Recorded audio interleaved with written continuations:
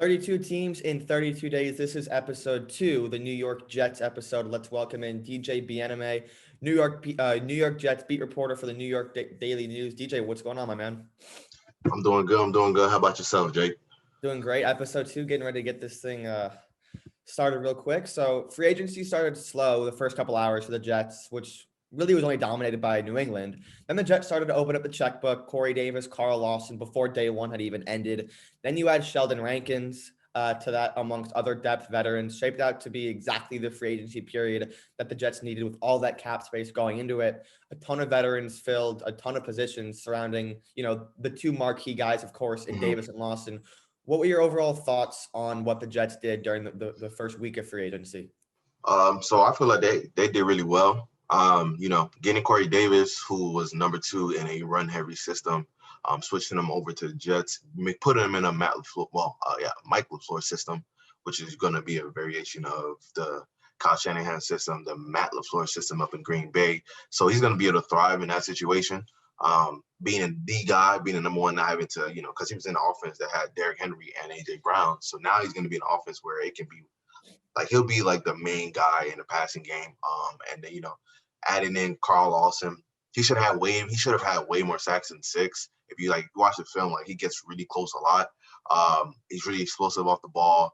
He can be, because Robert Saleh, he's trying to emulate some of that 49ers blueprint. And, getting a guy like Carl, that can only accentuate that and allow you to get closer to that, that defensive look. So let's talk about Lawson. Like you said, he doesn't fill the stat sheet, but he racks up the pressures, quarterback hits, knockdowns, everything else. Translation, he's not always the one who finishes the play, but my gosh, can he attack the quarterback? And it's been quite some time since the Jets had a marquee guy like that on their defensive line. Yeah, I agree. I mean, there's been a lot of time I was just watching and I think I was watching a Corey Davis film when they were playing the Bengals, and out of nowhere, Carl Lawson jumps off the screen. Yeah. And then I just started, diving into it and watching a little bit more. And his first step is really explosive. He can disrupt plays. Once he can drive off the ball, get his hand on the offensive tackle, and just really drive them back into the quarterback.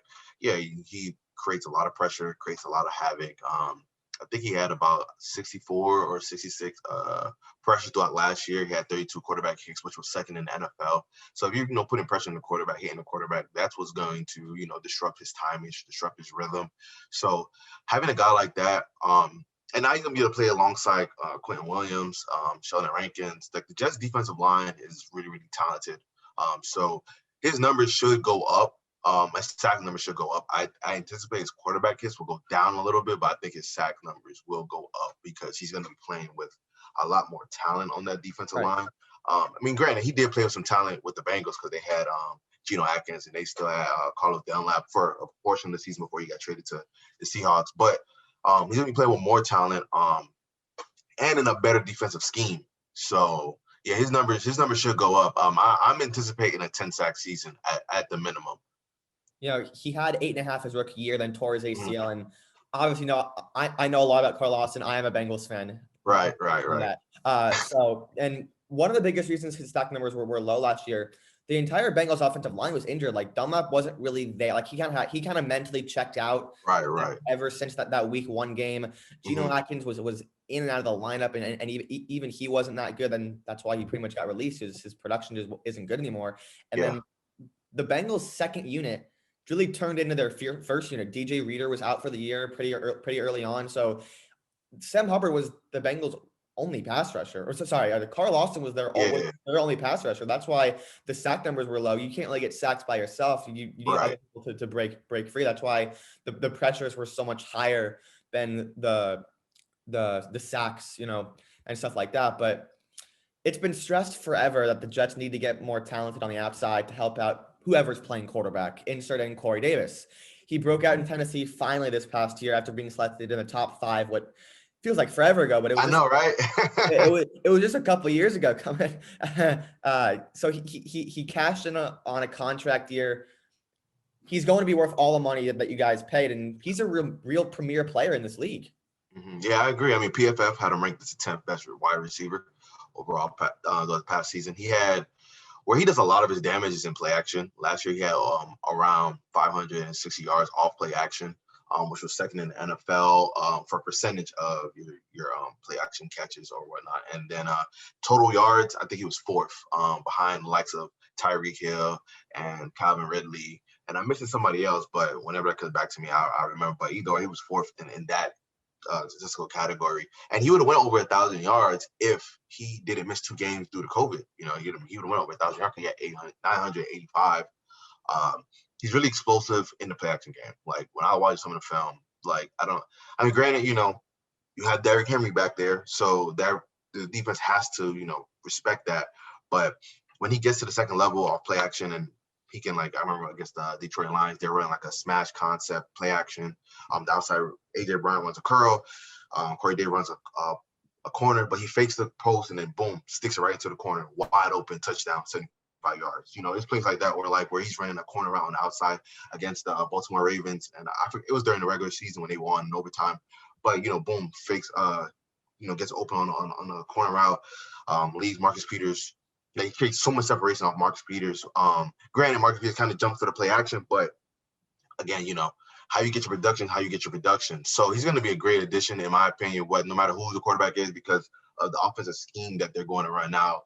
If Adam Gase was still there, wouldn't have been as high on the signing. But, you know, I mean, they aren't paying him too much. You know, it's basically essentially a 2-year deal. You know, most of these deals are usually just, you know, 2-year, 3-year deals. They can always find a way out. But I think he's going to be worth the money. I do think the Jets have to get a running game so that can allow the offense to, you know, fully flourish. And that's where, you know, Corey Davis can produce in the way that he's most capable of. Yeah. So new coach, Robert Saleh. Was this the guy you wanted?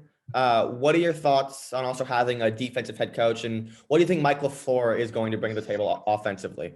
So, you know, I got to the beat about 2 weeks ago. So I mean, I wasn't really paying too much attention overall on like who I wanted the Jets to get, but on the market, I think that he is one of the better candidates. From my perspective, I like the Robert Saleh. I like the Eric Bien-Aime. Who was it I like? I liked it, Arthur Smith. Atlanta getting Arthur Smith was a great hire in my opinion. So for defensive guys, I like defensive head coaches, but I understand, you know, where some of the limitations can be sometimes. So it really comes down to who you hire as your offensive coordinator.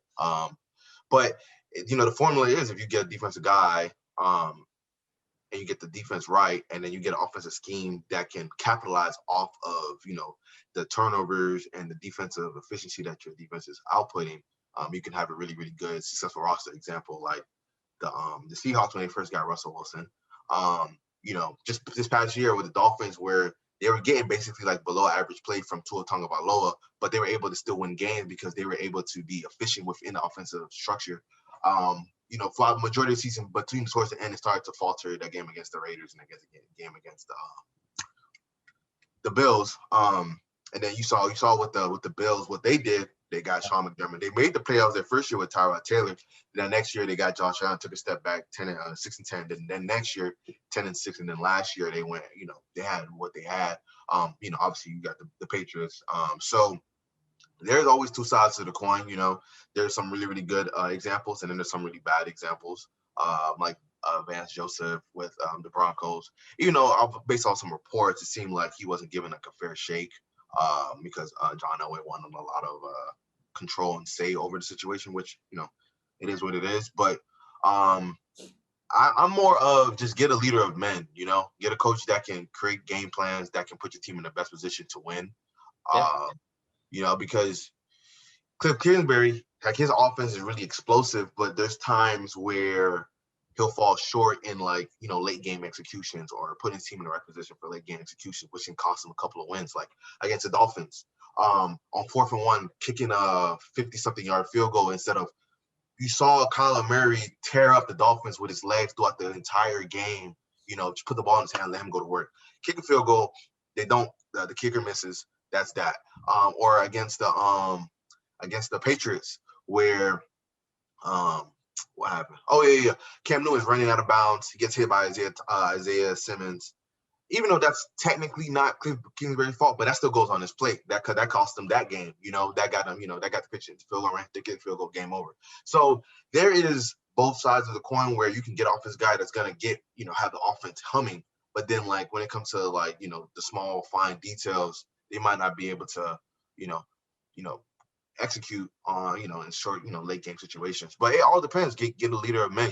Adam Gase was billed as the some people called him another variation of Kyle Shanahan, and we saw that was a disaster because one, his offensive scheme isn't good, and he's a terrible leader of men.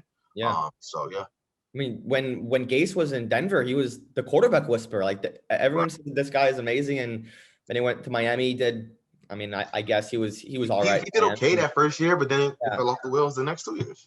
Yep, and like back when he was in Denver, people said he was the quarterback whisperer. But okay, so the knock when teams hire defensive head coaches, and I've never understood this, but people do say this, and it does make a little sense, is that if you hire a defensive head coach, your offensive coordinator position is going to be a revolving door for 5 years because you're going to keep bringing guys in and they're going to keep leaving for head coaching jobs because teams they lean more towards hiring offensive guys than defensive guys. So I never really agreed with that, but it does make sense. Right.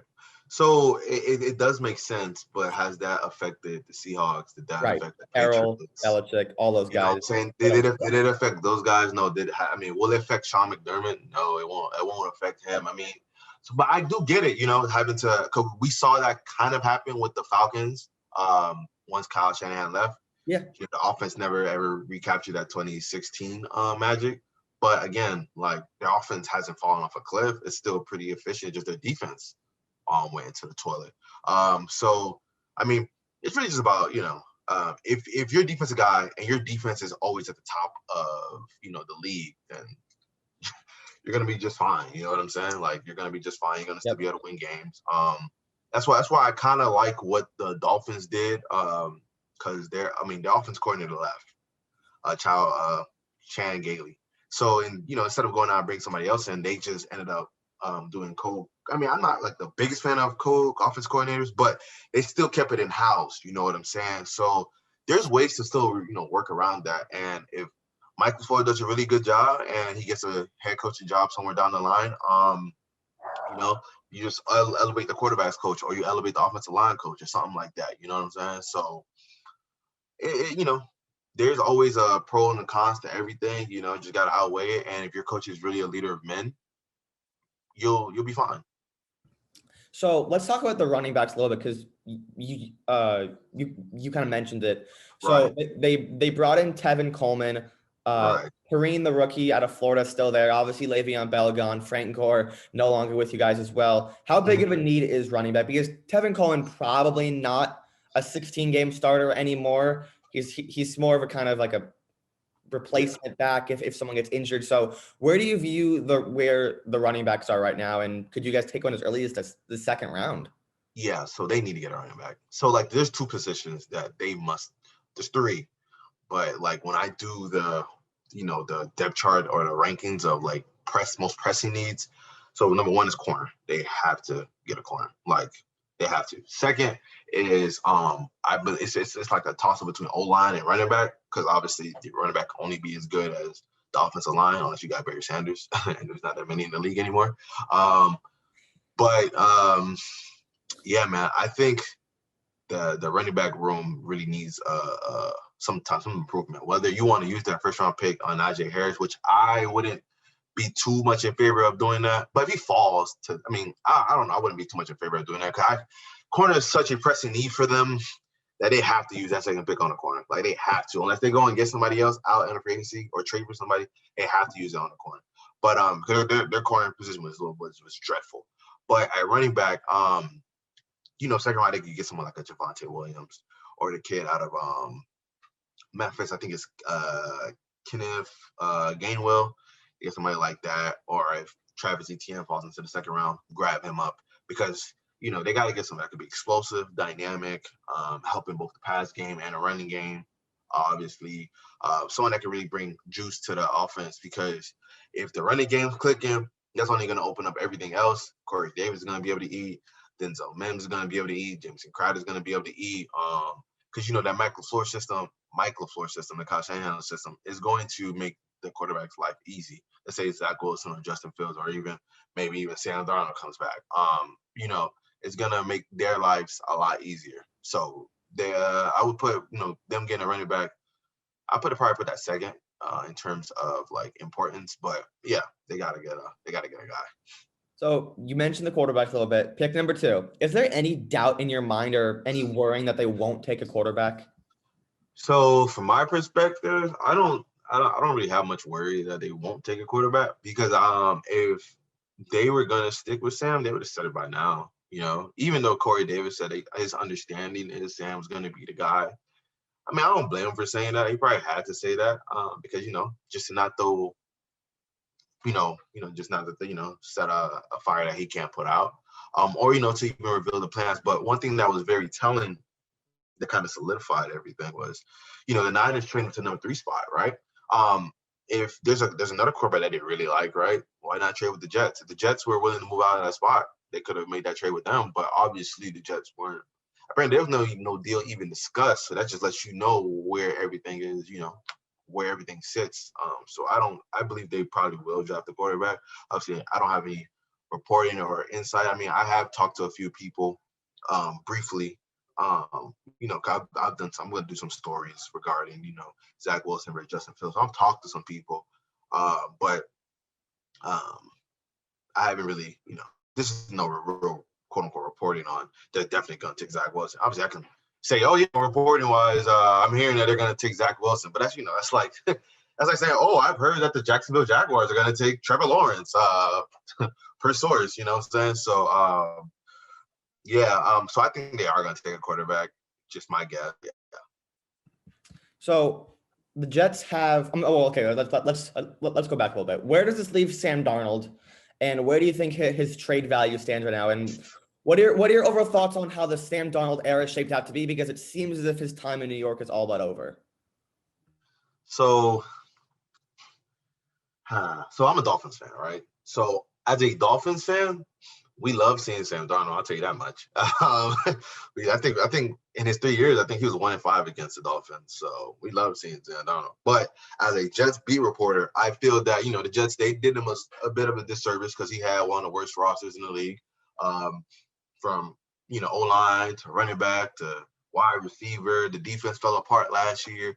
Because when he got some type of stability, in 2019, he went 7-6. He showed some progression. The defense was playing well. Le'Veon Bell was still somewhat productive. Obviously, not still as productive, but still productive. So the offense, he showed a little bit more flashes. But this past year, it was a really bad situation. Adam Gates hire kind of really set him back. But it is what it is, and things happen.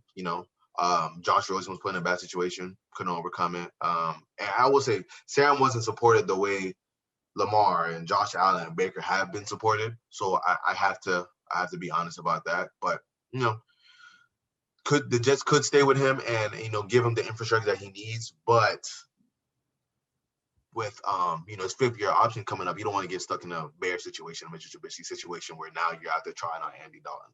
So so that's my take on his tenure. He had too many turnovers, in my opinion. It was still a bit erratic. Kind of relied a little bit too much on playmaking and not enough within the confines of the offense. But market-wise, I don't think he has much of a strong market because we've seen a lot of him, and it's kind of hard to have a market. I tweeted this out. It's kind of hard to have a market when you have 9 interceptions and 9 touchdowns and 11 interceptions. Kind of hard to have a market. Really hard. And it just kind of overplayed their hand. There were people calling about him, and I think they were asking for a little bit more than people willing to offer. Like, why would I give you a first-round pick for a guy that had 9 touchdowns last year? What? I could just go get somebody in college that I'll have more years to tie myself to and be able to get a better evaluation with Sam Darnold. Like, I don't need him to be clicking on year 1. So I mean, maybe you can fetch because he's a quarterback, so maybe you can fetch a 3rd, maybe a 4th. But then again, like, Yeah, Carson went for a second, a conditional first, but Carson at one point was, going to be the league MVP 2017. Tannehill went for a fourth, and that was coming off of arguably his second to worst year, his last year with Miami, but he went for a fourth. So I really can't gauge what his market is. I know Josh Rosen went for a second, but that was coming off his rookie year, so like he still had some of that potential glimmer hovering over him. And another thing that hasn't been mentioned enough is like a lot of the spots that he is rumored to go have now filled that spot with quarterbacks. So that also hurts his value because teams aren't as desperate to get a Sam Darnold. Yeah, and it's interesting because we've seen these quarterbacks get traded this offseason, and these head coaches are like they're trying to fix these quarterbacks, and you never really know. Like Wentz got a first round pick. Goff, I know the Lions got 2, but that was really what it took to get rid of Jared Goff's contract, not what Matthew Stafford was really worth. But you honestly never know. Like I don't think Darnold's worth a first round pick, but he's still young and very young. A young coach could jump at the fact of potentially turning his career around and maybe overpay more than what he normally will. But as of right now, you're right. There really is no market for Sam Darnold, especially this late in the offseason when teams are already trying to scramble and decide what they want to do in the draft. And most of them have already filled their quarterback, but Washington still doesn't have a quarterback for the future. Like they don't have a success plan, and a quarterback success plan is really important, and Washington just doesn't have that. So they're still destination. Same with Pittsburgh, and so like there are options. Like if someone wants Sam Darnold, I think they'll make a move.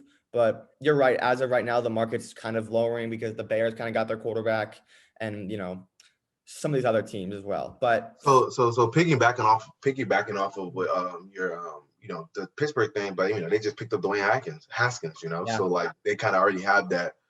That might not be the successor, but they have the young talented kid, and let's see what he can do. You know what I'm saying? But yeah, the Washington move, I do see a possibility down the line that they maybe could go and acquire him, and just see what happens. Coming, their defense is division ready to win, but with Ryan Fitzpatrick as your quarterback, you'll never win a division. So right, and it's funny because everyone says, "Oh, like yeah, they probably got better this offseason. They brought in Curtis Samuel, William Jackson. Their defense got better, and they added another weapon. But Dallas is getting better too because they're bringing back Dak. And I'm sitting here saying, if Dallas is scoring 30 a game, how is Washington going to beat that? Like, as good as that defense is, I will take Dallas's offense any day of the week over Washington's defense. And I don't know, but it's funny. And another thing, I mean, in that division, I right now, if I had to pick a team in the division, I think I would pick the Giants to win the division as of right now. But that's another topic for another day. Interesting. Okay, so I love the Jets draft last year. Like I absolutely loved it. Mekhi Becton to open it up. Denzel Mims, Ashton Davis, 2 guys who I was enamored with during draft season last year. I mean, even Cameron Clark and Bryce Hall, 2 guys I really liked. And I know most of the guys were injured and didn't play much this past year, but other than Becton, just mauling people 20 times a game for 14, 15 games, what did you like from the rookies in 2020, and which one of these guys can potentially break out in 2021? I'm Denzel Mims. I like what he showed a little bit of, especially in such a chaotic situation. But I did like, what he flashed. He'll be able to be. He could be the number 1 receiver this year. His talent does speak to that. And then he can also potentially, at worst be number 2. And then you'll have, Corey Davis, being a number 1 guy. You got Denzel Mims. You can never have too many targets. And you got Jameson Crowder in the slot. So if he takes a next step forward, that will really allow, them to continue to, improve that pass game. So Denzel Mims, that's one person that I really, really did enjoy watching. The corner, they had some corners. I like a little bit of what I saw from Ashton Davis. He's a former track guy, so I'm a former track guy, so I kind of gravitate to those guys. But he did flash a little bit. The corners, like Lamar Jackson, and I forgot the other one that was, Bryce Hall. Yes, Bryce Hall. There we go. So like they flashed a little bit, but they were put in a bad situation also. Sure. But you know, they struggled a little bit. Well, not a little bit, a lot. But you know, those are guys that, you know, stood out, whether it's for better or worse. But you know, those some of the guys that, you know, they stood out. But for this draft, yeah, they gotta, you know, they gotta continue to hit on this draft, and corner, O-line, and running back are probably the three positions that they gotta hit on. Yeah. So what are some of the so let's talk about corners a little. There's the top three guys, obviously. Then it gets a bunch of like subjective down the line, like with Asante Samuel, some of those other guys. But like the top three corners are really solid. They'll all go probably top 20, maybe even earlier, depending on where JC Horn falls. But who are these corners in the late first round that the Jets could target, or even at the top of the second round? So, you know, I've seen some mock drafts where JC Horn goes like in the top 20, but I've seen some that he goes even after the Jets pick. So if he's there, I will run in there and I will hand Roger Goodell the card with his name I would on too. it. That guy's a top 15 talent. Yeah, he can play. So I was watching some film. I'm starting to do some more diving into that because, you know, first week I had to, you know, just get acclimated with the pace of the beat, but they're doing a little more film study on cornerback position. I like Greg Newsome from Northwestern. Yeah. I really like his movement skills. I really like, you know, he's really good in man coverage. Obviously, he could play off also. I really, you know, enjoyed watching, you know, his film. I watched the one game I watched was the Ohio State game, and you know, that whole defense as a whole played great that game. My only, you know, question marks is what is his ball skills like, you know, because he didn't have any interceptions last year, which is, you know, let me double check. Let me see. Yeah, he didn't have any in his career. So that is, you know, because you want corners that gonna take the ball away at the end of the day, and that's one thing that he doesn't do, you know, much of. Yeah. Then I watched a little bit of Tyson Campbell from Georgia, and unfortunately, the first game I watched of him was him against Bama. Okay. And they tore him up that game. I will say that, you know, he gave a 90-yard touchdown, but, you know, Bama ran a really, really nice concept that kind of put him in a bad position. And I take that back. He did Greg Newsome, he did catch a pick last year. He caught one, but he only had one for his whole career. But yeah, but back to Tyson Campbell. He the one game I watched, he just, you know, he kind of got tore up a little bit. But I mean, he got to up on that long touchdown pass to Jalen Waddle. But like everything else, like he was there. It's that, you know, Devonta Smith was just making an extra play, or like there's one play where he ran like a slant, not a slant, a curl, and he came back to the ball and created that subtle little bit of separation. Or when like you run a slant, you know what I'm saying? And yeah, that's create just a little bit of separation. You know what I'm saying? So like if you can create just a little bit and then, you know, catch it in that window, you know, yeah, Grant, that's a catch for him, but that's still good coverage, you know. So you know, it was unfortunately, you never want to give a 90-yard touchdown. You know, there really isn't much excuses on that. Even though like what Bama did was they ran like they had like a 3-by-1, and they had the outside receiver who was off the ball motion over it, and then they had the 2 and 3 receiver run like a switch play, and then, you know, Campbell just got caught by all the I guess all the window dressing, and Waddle got behind him, and, you know, Waddle can fly. So, you know, and he ended up falling too. So it was all bad. But I see some talent with him. He'll probably be there. But, you know, as I continue some more film study, I'll identify who I think the Jets should try to go get. But right now I do like Greg Newsome. So I gotta keep diving. You know, I gotta continue to dive into it and continue to study some more film.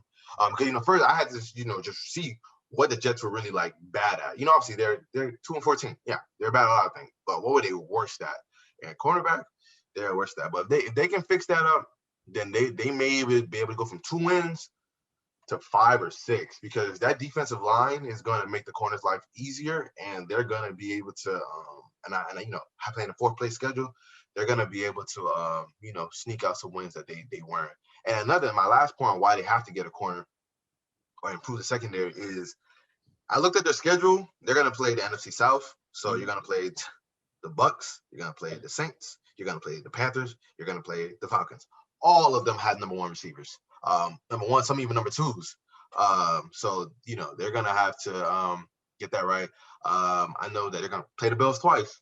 Stephon Diggs. If the Dolphins draft, let's say the Dolphins draft Jamar Chase or Jalen Waddle or Devonta Smith. That's another potential, elite level receiver. And I believe that the Jets are going to play the Bengals this year, correct? Yes, I believe so. Yeah. So T. Higgins, you know what I'm saying?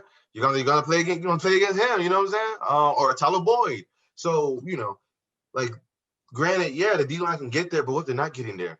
Not a quarterback got all day to throw. And then he's gonna be able to, tear them up. So that's one of the reasons why I'm like, yeah, they have to get some corners. Yeah, and other corners I might recommend you to watch. So Asante Samuel from Florida State, and some of my Senior Bowl boys, Afitu Melifonwu from Syracuse, Elijah Molden from Washington, Benjamin St. Juste from Minnesota. Going down the line a little bit more, Rodarius Williams from Oklahoma State, and Cameron Bynum from California. So some of the guys to keep an eye out for. I thought last year's corner class was pretty solid. I think this year's class is a lot better. It's more well-rounded. It has a lot of slot guys. It had a lot of big outside guys, speedy guys, track guys. So ton of diversity in this cornerback class. But before I let you go, pick number 2. Who do you think they'll take, and who do you want to take? Who I think they'll take? Wilson. Who I wanted to take? Fields. I think Fields has a higher ceiling and a Mike Shanahan system. Well, Matt LaFleur system, which is going to be some variation of a Kyle Shanahan system. I just feel that some of the, because one thing that I was talking to a scout yesterday, and he was saying that, he doesn't process as well as Wilson. Not saying that he can't process, but doesn't process as well. And, just doesn't read as well. I feel like into that system, they'll be able to make some, give them a lot of easy throws, set up a lot of things, because they're always going to be able to be one step ahead of the defense. Sometimes, defense will be able to adjust, but they're really good at scripting plays and putting their quarterbacks in the best positions to succeed and make plays. So, I really, really, really like Justin Fields' upside. And I wouldn't say Justin Wilson would be a bad pick. Wilson is obviously extremely talented, and he would also do really well in that system. So I will say they can't go wrong either way. I will say that. Granted, I don't really like this narrative. I was watching Colin Cowherd the other day, and he was just saying how, I think the last 5 or 6 drafts, the first and second quarterback taken, only one of them has worked, which I guess technically you can say that, whatever, but I feel that's kind of yeah, but that's kind of lazy, you know what I'm saying? Because there's reasons why these quarterbacks don't work. It's not, if you're drafted that high, you can play. So it's usually sometimes come down to the infrastructure surrounding you. But, I would go Fields, but if they go Wilson, it is what it is. Wilson is extremely talented. He can make a lot of wow throws, a lot of wow flashy throws. But some of those off platinum throws, I'm not really enamored with them that much, because the one where he was in the pro days rolling left and he flicks it, fading left and flicks it right down the middle. How many times in the game you gonna make a throw like that? Probably 0 to none. And then it was funny when we, you on Twitter and you see Sam Darnold literally make the same exact type of throw, right? But yeah, I do think he'll be able to thrive in that system. So we'll see. So yeah. Yeah, sure. Tons of good stuff from DJ. Talked about the Jets offseason. There are 2 superstar free agent acquisitions, couple of draft notes, and where the current roster states. DJ, thanks for coming on, man. Make sure to follow him on Twitter at DJ Bien-Aime. His @ will be down there. But DJ, thank you so much for coming on, man. I appreciate it. No problem.